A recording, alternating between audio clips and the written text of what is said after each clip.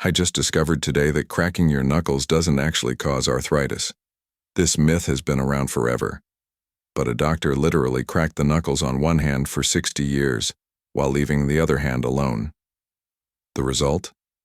Zero difference in arthritis between his hands. The popping sound is just nitrogen bubbles bursting in your joint fluid, completely harmless. Mind blown, right? Now I'm questioning everything I thought I knew about my body.